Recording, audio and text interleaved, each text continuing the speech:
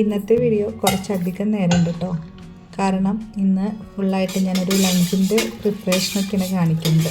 കൂടെ തന്നെ അതിൻ്റെ ഇടയിലുള്ള കുറച്ച് കാര്യങ്ങളൊക്കെ ഉണ്ട്. അപ്പോൾ ആദ്യം തന്നെ കറിക്കൊക്കെ നോക്കുന്നതിന് മുന്നേ തന്നെ അരി നമുക്ക് വേവിക്കാനായിട്ട് വെള്ളത്തിൽ കഴുകിയൊക്കെ ഇട്ട് റെഡിയാക്കാം. അപ്പോൾ ഞാൻ വെക്കുന്നത് എങ്ങനെയാണെന്ന് വെച്ചിട്ടുണ്ടെങ്കിൽ പെട്ടെന്ന് വേവണ അരിയാണ്. പെട്ടെന്ന് പറഞ്ഞു കഴിഞ്ഞാൽ നമ്മളുടെ സാധാ പുഴുങ്ങലരി ഒക്കെ ഉണ്ടല്ലോ, കുത്തരി മട്ടരിയൊക്കെ, ആ സംഭവത്തിനേക്കാളും നോക്കുമ്പോൾ വേവ് നല്ലോണം കുറവാണ്. ഗ്യാസിലിട്ട് ഇങ്ങനെ വെച്ച് തിളപ്പിക്കാൻ വെച്ചൊരു 10 മിനിറ്റിനുള്ളിൽ അത് വെന്ത് കിട്ടും. പക്ഷേ അത്ര നേരം നമ്മൾ ഗ്യാസ് കളയണ്ടല്ലോ എന്ന് വിചാരിച്ചിട്ട് ഞാൻ എന്ത് ചെയ്യുന്നു വെച്ചാൽ വെള്ളം തിളച്ച് വരുമ്പോൾ അരി കഴുകിയിട്ടിട്ട് നന്നായിട്ടൊന്ന് തിളപ്പിക്കും. എന്നിട്ട് അത് അടച്ചു വെച്ചിട്ട് ഫ്ലെയിം ഓഫ് ചെയ്ത് വയ്ക്കും. പിന്നെ ഒരു 20-25 മിനിറ്റിനുള്ളിൽ അത് കറക്റ്റ് വേവായിട്ടുണ്ടോ. വേണമെങ്കിൽ ഒന്ന് തിളപ്പിച്ചിട്ട് വാർത്ത് വയ്ക്കാം, അല്ലെങ്കിൽ അങ്ങനെ തന്നെ വാർത്ത് വെച്ചാലും കുഴപ്പമില്ല. ഞാനിപ്പോഴാണ് കേട്ടോ ഈ ചോറ് ആദ്യം വെക്കൽ തുടങ്ങിയത്. എന്താണെന്ന് വെച്ചിട്ടുണ്ടെങ്കിൽ ചോറ് പെട്ടെന്ന് വേവണ കാരണം കൊണ്ട് ലാസ്റ്റിൽ വെക്കാമെന്ന് വിചാരിച്ച് നിൽക്കും. പിന്നെയാണ് കറിയും ഉപ്പേരിയും പപ്പടം കാച്ചിൽ വരെ കഴിഞ്ഞ് നോക്കുമ്പോഴായിരിക്കും ചോറ് വെച്ചിട്ടുണ്ടാവില്ല. അപ്പോൾ അങ്ങനെ അബദ്ധം പറ്റണ്ടാന്ന് വിചാരിച്ചിട്ടാണ് വേഗം തന്നെ ചോറ് വെക്കുന്നത്. പിന്നെ തെർമൽ കുക്കറിലേക്ക് ഇറക്കി വെക്കാം, പക്ഷേ അപ്പോഴും പ്രശ്നമുണ്ട്, ഞാൻ മറന്നുപോകും. കുറേ നേരം കഴിഞ്ഞ് എടുത്ത് വെക്കുമ്പോൾ ചിലപ്പോൾ പായസം പോലെ ഉണ്ടാവും ചോറ്. അതും ഉണ്ട് ഇങ്ങനെ വെക്കാനൊരു കാരണം. അപ്പോൾ എന്തായാലും ചോറിനുള്ളതൊക്കെ റെഡിയാക്കി വെച്ചതിന് ശേഷം കറി വെക്കാനായിട്ട് സാമ്പാറാണ് കേട്ടോ വെക്കുന്നത്. അപ്പോൾ സാമ്പാറിൻ്റെ പരിപ്പ് ഞാൻ കുറച്ച് മഞ്ഞൾപ്പൊടിയും കുറച്ച് ഉപ്പും ഇട്ടിട്ട് വെള്ളമൊഴിച്ച് അത് 2 വിസിൽ വരുത്തിയാൽ മതി. അപ്പോൾ ഞാൻ എന്ത് ചെയ്യുന്നത് വെച്ചിട്ടുണ്ടെങ്കിൽ വിസിൽ വരുത്തുന്നതിന് പകരമായിട്ട് ഒരു നന്നായിട്ട് ഇങ്ങനെ കുക്കർ വിസിൽ വരുന്ന സമയമാകുമ്പോൾ ഫ്ലെയിം കുറച്ചിട്ട് ലോ ഫ്ലെയിമിൽ ഒരു 5 മിനിറ്റ് നേരം അങ്ങനെ വെക്കാം. അപ്പോൾ നന്നായിട്ട് വെന്തിങ്ങനെ ഉടഞ്ഞ് കിട്ടും. എനിക്കിങ്ങനെ ഉടഞ്ഞ പരിപ്പ് ചേർത്തിട്ടുള്ള സാമ്പാർ ഭയങ്കര ഇഷ്ടമാണ്, അങ്ങനെ കൊഴുന്നനുള്ളത്. പക്ഷെ എൻ്റെ മോന് ഇത്തിരി വെള്ളം പോലെ വേണം. അതുകൊണ്ട് തന്നെ ഞാൻ പരിപ്പ് നന്നായി ഉടച്ചിട്ടായിരിക്കും ഞാൻ എടുക്കുക. പക്ഷേ വെള്ളം കുറച്ച് അധികം ഒഴിച്ചിട്ട് ഇത്തിരി ലൂസായിട്ടുള്ള സാമ്പാർ വയ്ക്കുക. പിന്നെ ബാക്കി സാമ്പാറിലേക്കുള്ള കഷ്ണങ്ങളൊക്കെ നുറുക്കിക്കൊണ്ടിരിക്കുമ്പോഴാണ് പുളി ചേർക്കണമല്ലോ. പുളിയുടെ ഭരണിയിൽ കൈയിട്ടപ്പോൾ ഭരണി തന്നെ എന്നോട് ചോദിക്കണേ എവിടെ പുളിയെന്ന്. ആ ഒരു അവസ്ഥയായിരുന്നു. ഞാൻ എപ്പോൾ വീഡിയോ എടുക്കാൻ വേണ്ടി ഇങ്ങനെ നോക്കിയാൽ എന്തെങ്കിലുമൊക്കെ ഒന്ന് ഇല്ലാണ്ടോ കുറവോ എന്തെങ്കിലുമൊക്കെ വരും. അപ്പോൾ തന്നെ ഇൻസ്റ്റമാർട്ടിന്ന് ഓർഡർ ചെയ്തു കേട്ടോ. അപ്പോൾ കുട്ടികൾ അവിടെ പുറത്തിരുന്ന് കളിക്കുമായിരുന്നു. അപ്പോൾ സാധനങ്ങൾ വന്നപ്പോൾ ഞാൻ അവരോട് എടുക്കാൻ പറഞ്ഞ് വിട്ടു. അപ്പോൾ മോള് പോകാൻ നിൽക്കുമായിരുന്നു. അപ്പോൾ ഞാൻ പറഞ്ഞു തന്നെ എടുക്കാൻ പറ്റില്ല, ആരവൊന്നും കൂടി പൊക്കോളാൻ പറഞ്ഞിട്ട് ആരവ് പോയപ്പോൾ ഒരു ജാഥയ്ക്കുള്ള ആൾ പോലെ എല്ലാം കൂടി താഴെ പോയിട്ട് ഇതാ തിരിച്ച് കയറി വന്ന് നേരെ വീടിൻ്റെ ഉള്ളിൽ വന്നിരുന്ന് ബഹളമയായിരുന്നു. എനിക്ക് തന്നെ പോയി എടുത്താൽ മതിയായിരുന്നു പിന്നെ എനിക്ക് തോന്നി. അമ്മ അതിന് ഞാൻ വെച്ചിട്ടുണ്ടെങ്കിൽ സാധനങ്ങൾ എടുക്കുമ്പോഴും പിടിക്കുമ്പോഴും ഒക്കെ ഉണ്ടാവണം ആ സൗണ്ട്സ് ഉണ്ടല്ലോ, ASMR വീഡിയോ പോലെ അങ്ങനെ കിട്ടാൻ വേണ്ടി നോക്കിയിരുന്നു. ഒക്കെ പൊളിഞ്ഞ് പാളീസായി. എല്ലാം കൂടി വന്ന് ഹാളിലിരുന്ന് കാറി കൂവിരിക്കുന്നുണ്ട്. അപ്പം ഞാൻ കുറച്ച് സാധനങ്ങൾ എനിക്ക് വീട്ടിലേക്ക് വാങ്ങിക്കാനുണ്ടായിരുന്നു. അപ്പോൾ അതും കൂടി അതിൻ്റെ കൂടെ തന്നെ ഓർഡർ ചെയ്തു. ഈ ഒരു ഇൻസ്റ്റാമാർട്ട് ഉള്ള കാരണം വളരെയധികം ഉപകാരം കേട്ടോ. അല്ലെങ്കിൽ ഇപ്പോൾ ഇത് എന്ത് ചെയ്താലും തക്കാളി മാത്രം ഇട്ട് അഡ്ജസ്റ്റ് ചെയ്യേണ്ടി വന്നാൽ എൻ്റെ സാമ്പാർ. അല്ലെങ്കിൽ ഞാൻ ഇതിനെ വേറെ ഏതെങ്കിലും ഒരു കറി ആക്കി എടുക്കാനാണ്. എൻ്റെ വീട്ടിലെ അപ്പോഴത്തെ അവസ്ഥ നിങ്ങൾ കണ്ടില്ലല്ലോ, അപ്പോൾ കാണിച്ചു തരാം. ഇതായിരുന്നു. അടുത്ത വീട്ടിൽ ചിടുങ്ങ് വരെ ഉണ്ട് കേട്ടോ കൂടെ. അങ്ങനെ ബഹളമായി കേട്ട് കുറച്ച് നേരം ഉണ്ടായിരുന്നു ഇവിടെ ഒക്കെ. പിന്നെയും പോയി തിരിച്ചു വന്ന് അങ്ങനെയൊക്കെ ഇരിക്കുകയായിരുന്നു. എന്തായാലും പുളി വന്നല്ലോ. പുളി ഇനി അതൊക്കെ ഭരണിയിലൊക്കെ ഇട്ട് വെച്ച് ബാക്കി കുറച്ചെടുത്ത് വെള്ളത്തിലൊക്കെ ഇട്ട് നമുക്ക് സാമ്പാറിൻ്റെ ബാക്കി പരിപാടിയൊക്കെ നോക്കാം.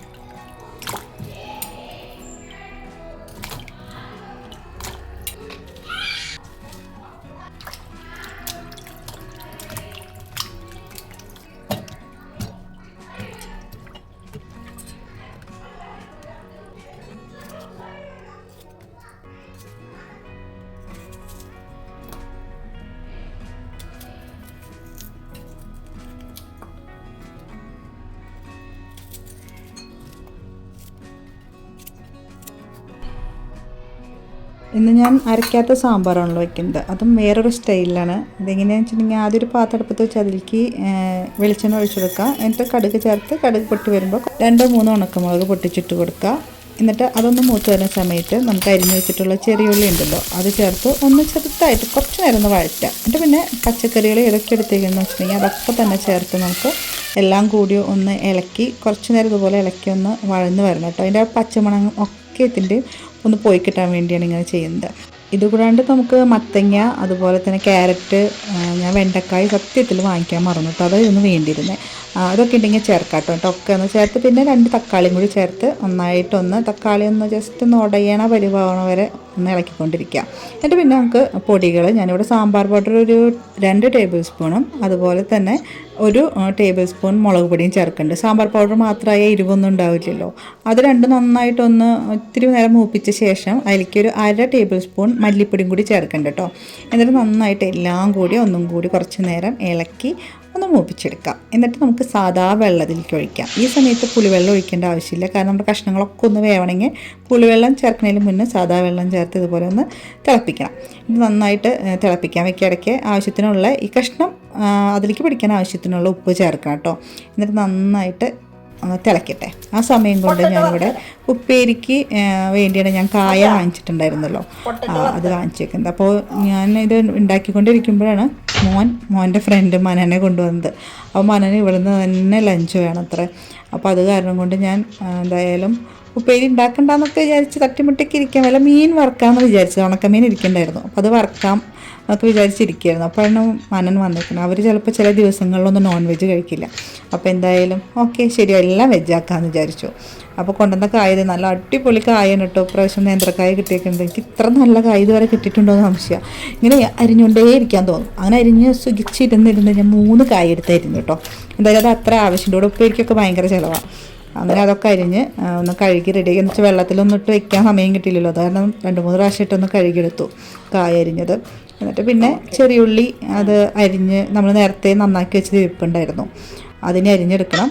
ഇനി കായയിലേക്ക് മഞ്ഞൾപ്പൊടിയും ഉപ്പും കുറച്ച് വെള്ളം ഒഴിച്ചിട്ട് ഒന്ന് തിളപ്പിക്കാനല്ല വേവാൻ വയ്ക്കാം. അതൊന്ന് വെന്ത് വരട്ടെ. ആ സമയം കൊണ്ട് നമുക്കിവിടെ ഉള്ളിയൊക്കെ അരിഞ്ഞ് ഉപ്പേരിക്കൊക്കെ ഉള്ള കാര്യങ്ങൾ റെഡിയാക്കി എടുക്കാം. അങ്ങനെ അതേ സാമ്പാറപ്പോഴേക്കും നന്നായി തിളച്ചതാ കഷ്ണങ്ങളൊക്കെ നന്നായി വെന്ത് വെള്ളമൊക്കെ വറ്റി വന്നിട്ടുണ്ട്. അതിലേക്ക് പുളി നേരത്തെ നമ്മൾ വെള്ളത്തിലിട്ട് വെച്ചിട്ടുണ്ടായില്ലേ, നന്നായി പിഴിഞ്ഞെടുത്തിട്ട് അതൊഴിച്ചു കൊടുക്കാം.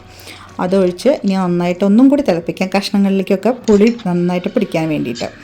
അങ്ങനെ അതും കൂടി കഴിഞ്ഞാൽ നമുക്ക് പരിപ്പ് വേവിച്ച് വെച്ചത് ചേർക്കാം കേട്ടോ. എന്നിട്ട് വീണ്ടും ഒന്നും കൂടി അതിങ്ങനെ ഓരോന്ന് ചേർക്കുമ്പോൾ നമ്മൾ തിളപ്പിക്കണം. കാരണം എന്താ വെച്ചിട്ടുണ്ടെങ്കിൽ ഇനി പരിപ്പിലേക്കും കൂടി നന്നായിട്ട് ആ പുളിയൊക്കെ ഒന്ന് പിടിച്ച് വരണം. അതിന് വേണ്ടിയാണ് ഈ തിളപ്പിക്കല എന്ന് പറഞ്ഞുകൊണ്ടിരിക്കുന്നത്. എന്തായാലും അതും കൂടി കഴിഞ്ഞ് ഞാൻ എന്ത് ചെയ്യുന്നത്, കുറച്ചും കൂടി വെള്ളം ഒഴിക്കുന്നുണ്ട്. ഞാൻ പറഞ്ഞില്ലേ സാമ്പാർ ഭയങ്കര കട്ടിക്കിരിക്കുന്നത് എൻ്റെ മോന് വലിയ ഇഷ്ടമില്ല. എന്നിട്ട് ഇതിലേക്ക് ആവശ്യത്തിനുള്ള വെള്ളവും എന്തൊക്കെയാണ് ഞാൻ പറയുന്നത്, ഉപ്പ് ചേർത്തു. എന്നിട്ട് നന്നായി ഇളക്കിയിട്ടുണ്ടല്ലോ. കുറച്ചും കൂടി സാമ്പാർ പൊടി ഞാൻ ഇട്ട് കൊടുക്കുന്നുണ്ട് കേട്ടോ. 1 ടേബിൾ സ്പൂണും കൂടി ഇട്ട് കൊടുത്തിട്ടുണ്ട്.